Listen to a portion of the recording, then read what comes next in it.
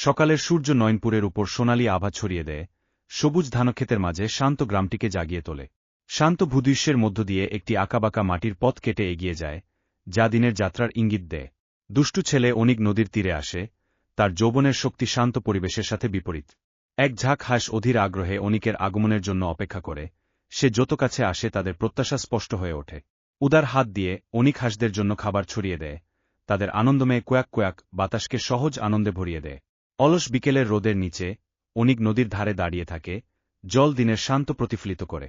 কর্দমাক্ত তীরে আটকা পড়া একটি ছোট ছাগলকে দেখতে পেয়ে তার ছোট খুরগুলি অসহায়ভাবে পিছলে যাচ্ছে, দুঃখ প্রশান্তিকে বিদ্ধ করে। করুণায় চালিত হয়ে অনিক সংগ্রামরত প্রাণীটির দিকে ছুটে যায়, তার মুখে গভীর উদ্বেগ ফুটে ওঠে।